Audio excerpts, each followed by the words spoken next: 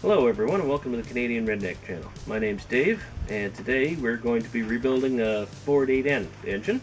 Arrived here as a basket case, about 2 or 3 different boxes and little bits and pieces.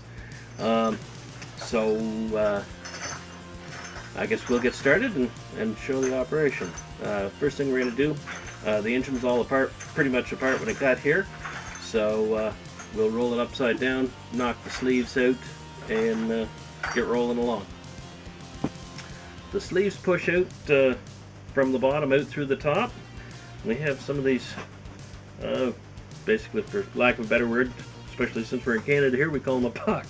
And we had some of these made at the local machine shop to fit right inside a sleeve, but they're smaller than the bore diameter inside the block. So they fit right on top of the sleeve, and we just drive them out.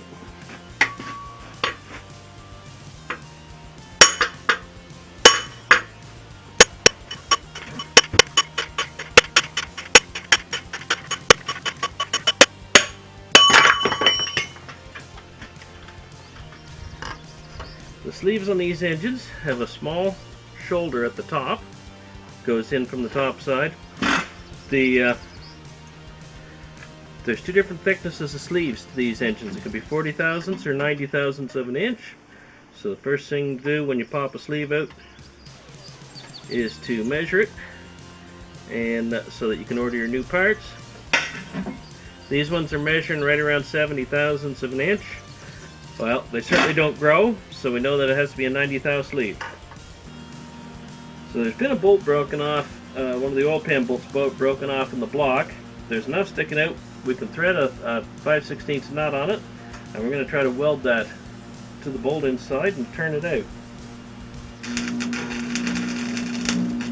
Alright, after it's cooled a second, we can try a socket. Yeah, there we are. Try a socket on there. No, look at that. Turns right out. Combination of the heat and the nut welded to it broke it right free. After you've thoroughly disassembled the engine, then it's time to clean things up. You want to clean all the gasket surfaces and everything like that, and the cylinder bores in the block for the new sleeves to go in. These ones here, there's a little bit of carbon buildup and probably looks like maybe a little bit of rust and stuff. We're going to give those a real quick run through with the cylinder hone. Don't want to go real hard on them. You definitely don't want to enlarge the bore any so that the sleeve is loose in there. That's a bad thing. You want to just give them a quick little rub with the hone to clean out all the dirt, carbon, etc. So we've got our hone set up here, and want to use some light oil. I'm going to use some air tool oil. This light cutting oil, and wet the cylinder down with some oil, and probably a little drop on the stones of the hone here too for the first trip. Like I said, we want to just give them a quick rub with the hone because you don't want to enlarge that cylinder bore any.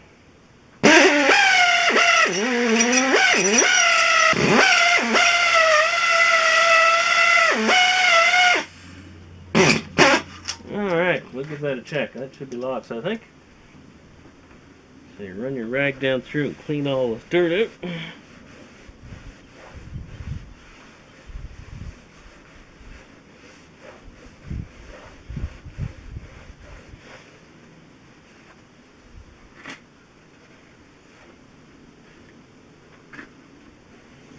Yeah, that cleaned up pretty good.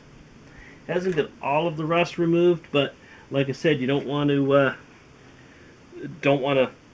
oversize the bore in the block. You really just want to get the dirt out.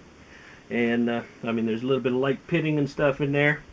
That's not a big deal because when we put the new sleeves in, we'll basically seal them with some light oil when we put the sleeves in, and they'll cook right to the block for good heat transfer.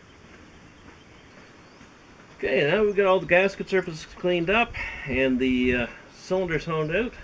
I'm going to give them a quick shot with some brake clean just to wash any grit or anything out of there before we go putting the new liners in.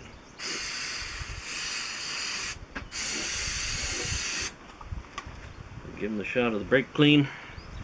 Take a clean rag and wipe down through. According to the instructions provided with the sleeves, once you have everything clean, make sure you clean off the outside of the new cylinder liners with the rag good, which only works if you keep your hands clean. Then you use a film of light oil. I'm going to use some air tool oil here because it's nice light stuff. Give them a nice coat.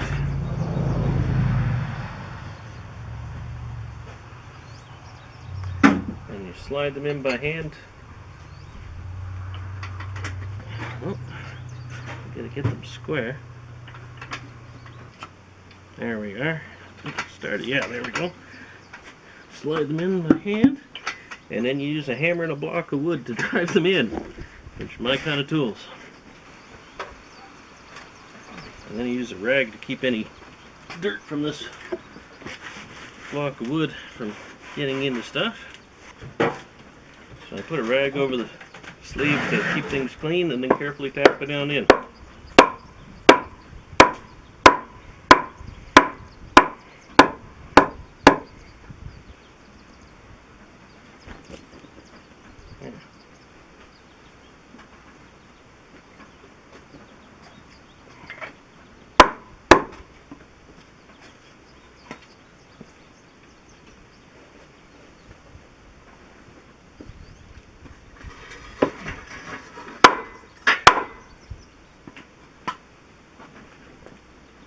Excellent. Seated all the way home. Then you follow the same procedure for each of the next three. With the sleeves in place, the next step is installing the crank. So we start that out. Good idea to put the rear seal in now so it doesn't get forgotten, because you can't put it in after the crank is in. And these 8 ends use a rope style seal. There's 2 different ones in the package. There's a round, fat round one, or kind of a squared off one. The squared off one goes to the back, the round one at the front. So when you've identified the right seal, it just slips in place in this notch at the back. There's a retainer here. And start one end down, just sticking up just a little bit, like 1/16 of an inch or thereabouts, and then slide the other side in so it fits down tight in the groove, and then you trim off the excess.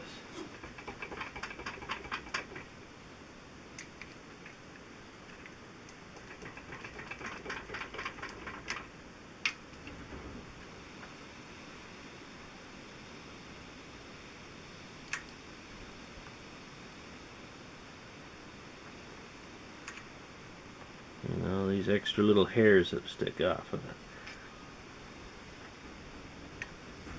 A couple of these studs came out with the nut.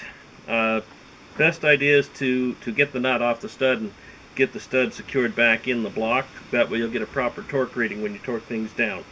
I just double nutted them. They're coarse threaded on the bottom. I just put a couple of 1/2 inch coarse nuts on there and locked them together. Put that in the vise, and then the nut turned off the stud easily, and then you can unlock the other nuts and back them right off. Then you turn them down and snug them up in the block pretty good.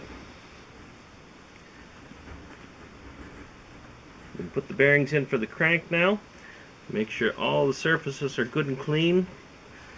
Keep all the specks of dirt and stuff away. It's something you want to do on a regular basis as you're working at it. Just make sure you're keeping all those surfaces clean that you're working at. Now we'll check out our main bearings.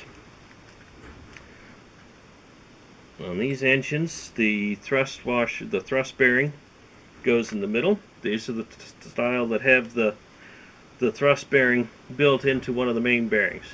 A lot better the ones that have the little floating washers in there, because those can spit out and come off pretty easy. I much prefer this style of bearing. So, and You want to check out in the bearings also, the ones in the block need to have an oil hole in them. In some bearing sets, they don't put the oil hole in the main cap half. These particular ones have a hole in every bearing, so it's not an issue. So that just sets down into place, and you even it up so it's even on both sides. It should stick up just hardly any. These ones here are pretty flush. And then the front and rear main bearing are identical. So it's time to put in the crank. You want to be careful beforehand. Find your timing marks on the cam gear and the crank gear so that you can line them up when you place the crank in. And also, when you're placing the crank in, be careful not to mark it on these studs. So watch your fingers. There. Get everything in place. Clean the main caps carefully. Make sure you get all the dirt off of them also. And same as in the block, you line up your locking tab with the notch in the cap and just slide the bearing in and even them up by feel at the end of the bearings. Again, make sure they're good and clean. A little spot of oil.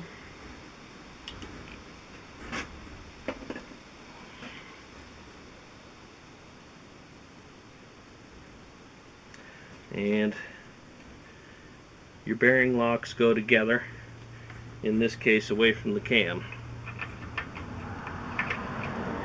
And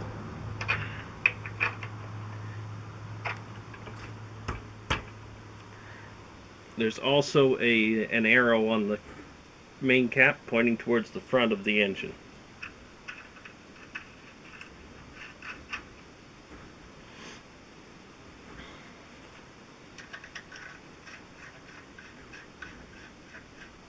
The front main cap on these is also the oil pump, but you proceed just same as all the rest of them, and then it goes in place. And you don't want to have you don't need to worry about timing the oil pump gear. It doesn't matter which way it goes on, as long as it's meshes with the teeth of the crank. So we'll torque these main caps on now. Specs call for 75 to 85, so we'll do that 2 steps. First step will be 45.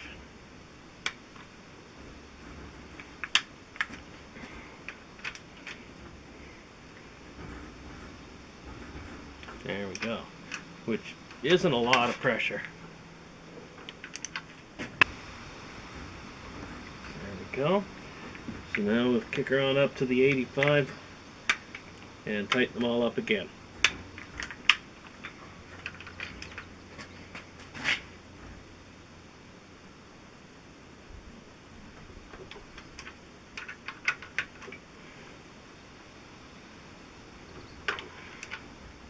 Now, all these studs are drilled to take either a cotter key or wire.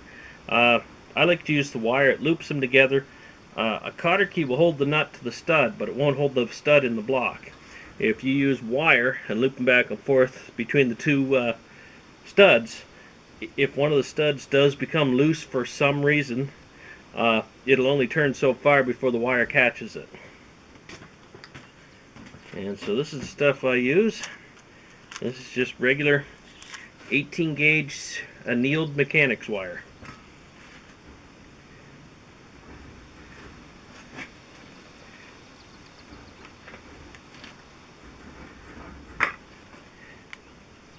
So feed it through there, then back across that way.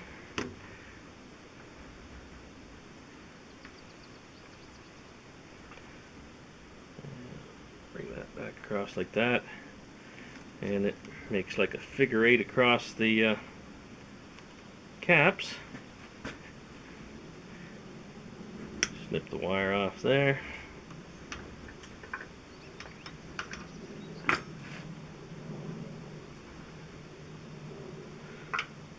You take your pliers and give her a few twists.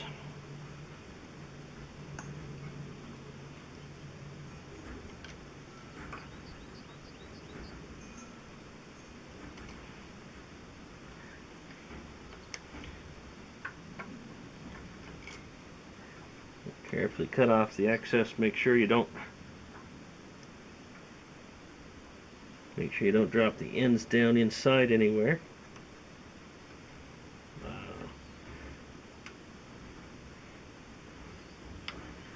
And then just turn that down inside so it's tucked in and doesn't touch anything. And we'll do that with the rest of the three also. I was pretty fortunate in that all of the other nuts, the opening is clear for the hole through the stud. This one on the right front, the nut is blocking the hole through the stud, so just take your end wrench or the socket will work too, and just turn it tighter a little bit, just enough to put the wire through.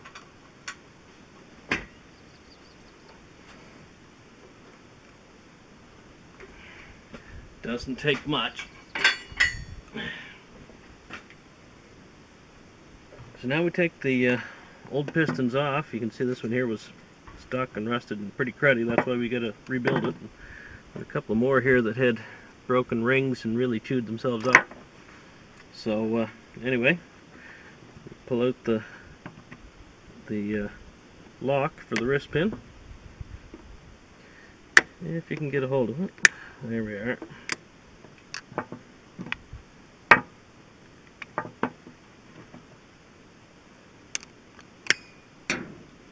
That went fine. And we'll drive the wrist pin out.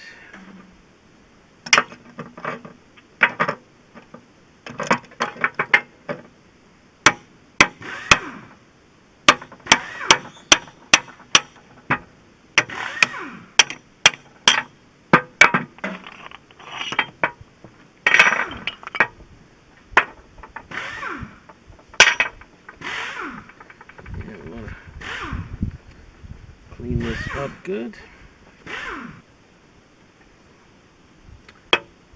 The new pistons have a mark on the top that goes towards the front of the engine. Since the engine is upside down right now, it's easier for me to visualize. I'll just place the piston with that mark pointed towards the front of the engine. So the connecting rod has numbers on it stamped on the camshaft side. So hold that with the numbers towards the camshaft and slide the wrist pin in the piston.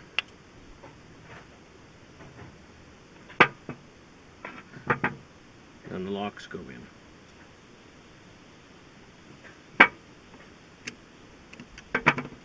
Make sure they're in place.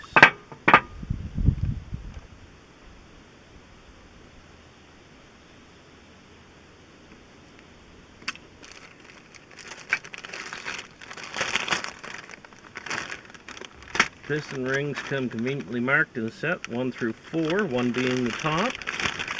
So we'll start with number 4, which is a 3-piece oil ring. And on this particular one, the center section has a ridge along both sides. It has to go in them first, and then the scraper rings go in and sit on top of the ridge on the scraper.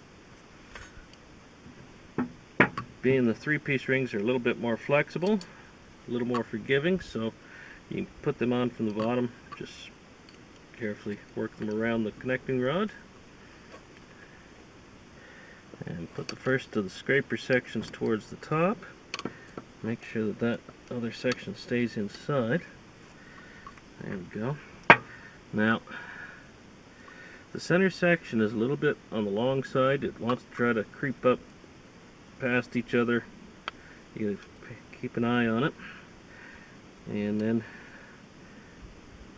try to get the other section to sit on the ridge, but you probably won't be able to do until you get the second ring in there, second scraper.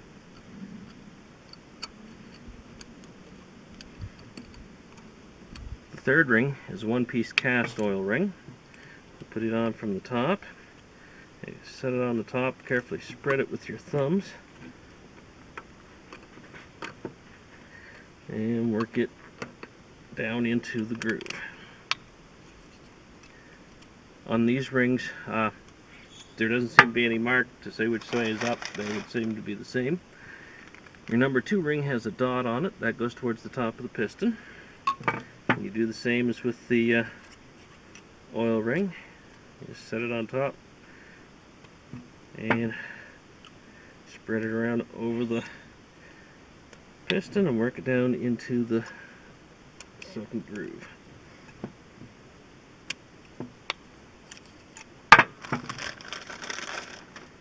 And the top ring doesn't have a mark either. The ends are the same. It doesn't matter which way it goes.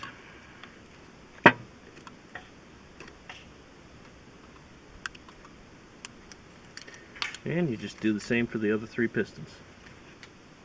We're ready now to install our pistons.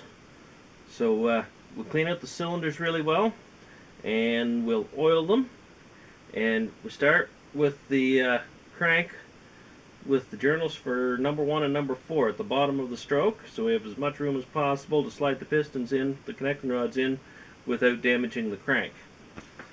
So, like I said, once the cylinders are clean, the first step is we'll put some oil in there.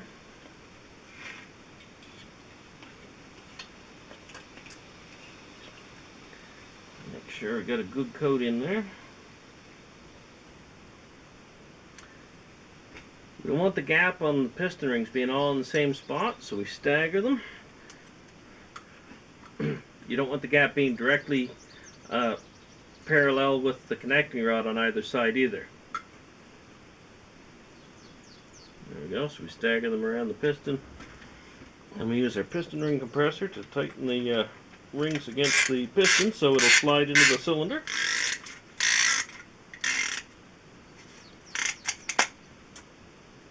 We'll also install the bearing on the connecting rod before we put it in the cylinder. The bearing in the connecting rod is the one that has the hole in it, so that that's for the oil passage up to the wrist pin. And again, you even them up just like on the mains, and a little squirt of oil.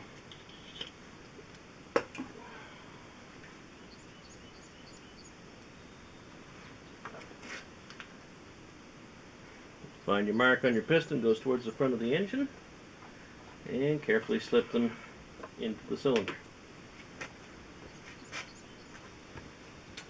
Then use the hammer of a handle to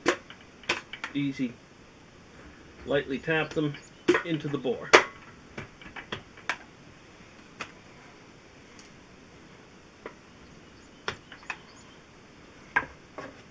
if we can tighten that up a little bit more. It seems to be sticking a little.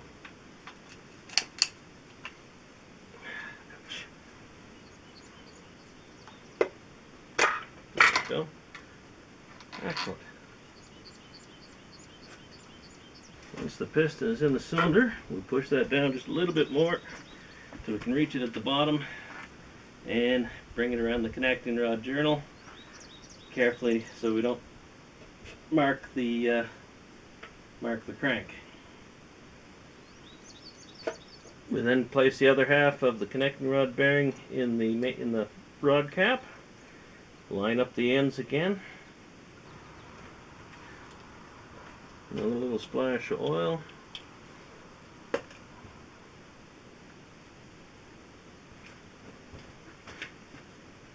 And you line up your the numbers on the cap with the number on the crank. And slip it in place.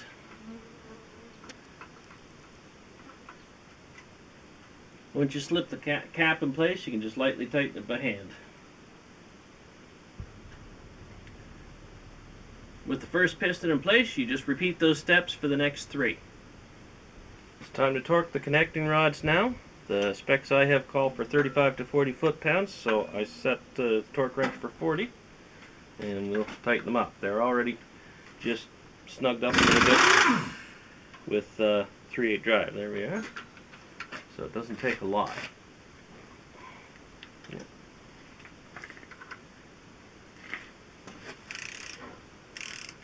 Ready now for the oil pan and front cover. So we've cleaned up the gasket surfaces, and it's time to put in the oil seals now, the crank seals. And so you just slide them into the groove. Leave maybe 1/16 of an inch sticking up on one side, and cut the other one off pretty well flush. We'll leave about 1/16 of an inch on one end, and the other end we'll cut off.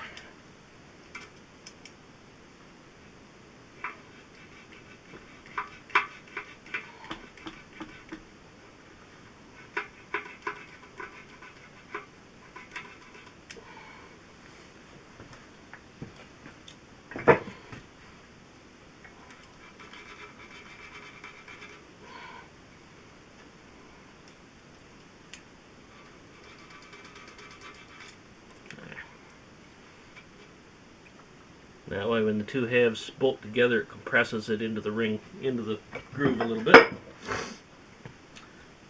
The front cover in front of the oil pan, take the fatter rounded seals. Appear to be about even. So again, you leave a little bit sticking out on one end and get it pushed down in there as good as you can.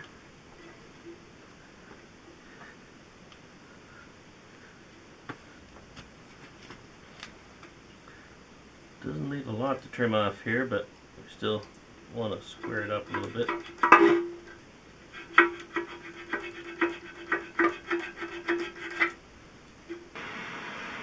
After some fiddling, we got the front cover on. Pulley was giving some trouble, but we got worked around it. It's time now for the oil pan. We've got the gaskets all laid in place. You want to make sure you take the drain plug out of the oil pan, because when it goes in, it fits inside the end of the tube of the oil pump here.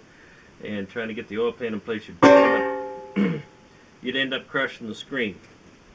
So the trick is get the oil pan in place without disturbing the gasket.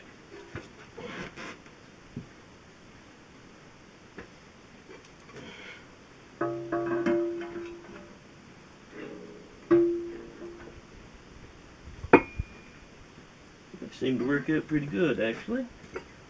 As is the case with most basket cases, I didn't get near all the parts, so we don't have any bolts for the oil pan. I scrounged out 4 here. We'll put 4 in the corners, and when they pick the engine up to put back in the tractor, they'll have to see about putting the rest of the oil pan bolts in. Before we install the head, you want to clean the gasket surfaces really well, and then we'll check the head for warpage. We do that with a good straight edge. You set it on, check along, you look for light underneath.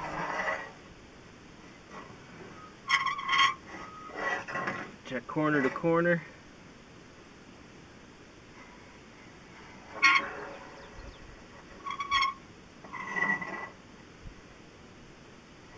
And that looks really good. No problems at all. So we're ready to put the head on now. We're ready now to put our head on. So we got our gasket here, the head gasket. Oftentimes they'll have a side marked top or what have you. This one doesn't, and it fits. I just checked, it fits either way. So we will just set it on so it's ready for our head, and we're going to put a little squirt of oil in each cylinder. Again, to protect from dry start. And you don't want to put too much, because I mean you don't want to be fouling the plugs right off the bat.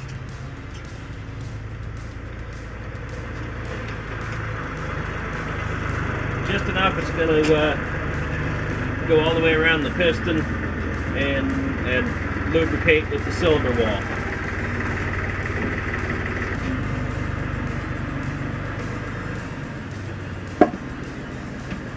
Cylinder head's in place.